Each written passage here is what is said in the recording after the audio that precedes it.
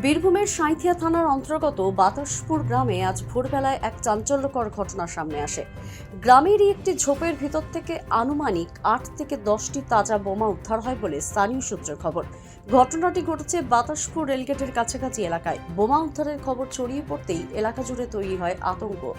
এই ঘটনার ফলে গ্রামবাসীরা নিরাপত্তা নিয়ে উদ্বেগ প্রকাশ করেছেন। খবর পেয়ে পুলিশ ঘটনাস্থলে পৌঁছে তল্লাশি শুরু করেছে। বোমাগুলি এখানে কোথা থেকে এলো এবং এর সঙ্গে কারা যুক্ত রয়েছে তা নিয়ে চলছে তদন্ত। এই যে এটা কি আপনার বাড়ি না দোকান? হ্যাঁ, বাড়ি। এটাই বাড়ি? বাড়ি প্লাস দোকান। এটা বাড়ি প্লাস দোকান। আচ্ছা, আপনার বাড়ির পাশে এখানে বোম উদ্ধার হয়েছে রিকভারি। এটা নিয়ে হ্যাঁ, এটা মানে আপনি দেখে মানে কি শুনলেন? না ঠিক আছে, কি শুনলেন? কি ভয়ের মধ্যে আছেন, আতঙ্কে আছেন? আতঙ্ক তো আছে অবশ্যই। হ্যাঁ, কতটা ভয়ে আতঙ্কে আছেন? আতঙ্ক মানে আমরা রাত্রেবেলাতেই যখন আওয়াজ পেলাম, আমরা শুয়েছিলাম, তখন রাত্রেবেলাতে দেখছি অনেক লোকজন আওয়াজ হচ্ছে। আমার হাজব্যান্ড ওপরে গেল, ওপরে গিয়ে ছাদে থেকে লাইট মারলো, তখন দেখছি তার পুলিশরা ছিল। ওনারা বললেন আপনারা বাড়ি গিয়ে আসুন, আমরা আছি, এখানে একটা বোমা রেখে গেছে, আমরা আছি, আপনারা অসুবিধা কিছু নেই, আপনারা যান। তাই বললাম, তখন থেকে একটা আতঙ্কের মধ্যে আছি, যেহেতু আমার বাড়ির পিছনেই একদম। হ্যাঁ, তারপর থেকে স্যাররা সবসময় আছেন, আমার এখানে গার্ড দিচ্ছেন, এটাই যান। কিন্তু কে রেখেছে, কোথা থেকে এসছে, এসব ব্যাপারটা কিছু জানি না। আপনার এই কটা সময় মোটামুটি তখন শব্দটা পান? আমরা রাত্রি 12টার পর থেকে মানে 12:15 থেকে লোকজন যাওয়া যাচ্ছে, কিন্তু আমরা হচ্ছে রাস্তা দিই তো অন্যান্য লোক হয়তো, কিন্তু আমরা অ্যাকচুয়াল টাইমটা দেখেছি মানে 12টা 20 জন বাজে। তখন আমার হাজবেন্ড ওপরে গিয়ে দেখলো যে লোকজন রাত 12টা 20 বাজে। 12টা বাজে? হ্যাঁ। আচ্ছা, তখন এই শব্দ কি একবারই হয়েছিল না দুবার হয়েছিল? মানে শব্দ বলতে আমরা বোমের শব্দ কিছু বুঝতে পারিনি, আমরা মানে লোকজনের শব্দ, মানে কেউ কথা বলছে পিছনে, এত রাতে বাড়ির পিছনে কে কথা, লোকজন ঘোরাফেরা করছিল, এটা এই অবস্থায় শুনলাম। আমার হাজবেন্ড উনি উপরে গিয়ে তখন দেখলেন। আপনারা এই বাড়ির পাশে এরকম একটা অবস্থায় দেখলেন তো কি কতটা ভয়ে এবং হয়তো ভীষণই ভয়। আমার মেয়ে পাশে রুমে ছিল, আমি মেয়েকে গিয়ে বললাম যে মেয়েও আতঙ্কে, আমি নিজের কাছে নিয়ে এই করলাম। আমরা এখানে ভীষণ ভয় তো থাকার ব্যাপার, ভয় তো ব্যাপার ব্যাটে।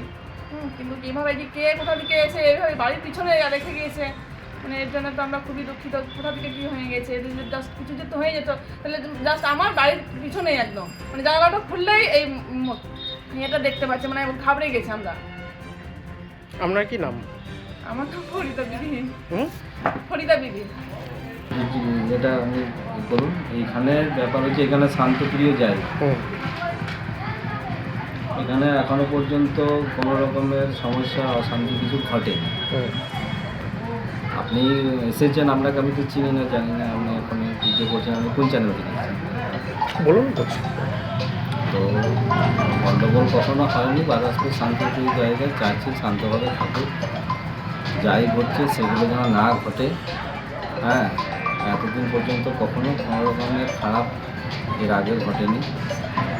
বাইরে থেকে কেউ এসে এগুলো ঘটিয়ে দিচ্ছে, যাতে বাতাসপুর একটা ঘটনা হয়, সেটা যাতে না হয় সেদিকটা একটু চেষ্টা করুন। এটা আমাদের মিডিয়ার মাধ্যমে হোক বা সব জায়গায় হোক, যেন বাতাসপুরটা কে যেন বদনাম না হয়, সেটাই করি। কি মনে হচ্ছে এই এটা কে বা কারা এই কাজটা কারা করছে সেটা তো আমরা বলতে পারছি না। এবার এগুলো হচ্ছে কেন, সেটা কে করছে, আমরা এখানে রয়েছি, আমরা কিছুই জানি না। আমরা ব্যবসা করছি, আমরা শান্তপ্রিয় মানুষ, আমরা চাই বাতাসপুরের উন্নয়ন হোক, সবাই। আপনারা কি কোনো রকম আতঙ্কের মধ্যে আছেন? অবশ্যই এরকম ধরনের কিছু হলে সেগুলো তো একটু আতঙ্কের বিষয়ই বটে, খারাপ লাগে। কি শুনলেন এই অবস্থায়, কি শুনলেন আপনি দোকান খুলতে এসে বা তার আগে?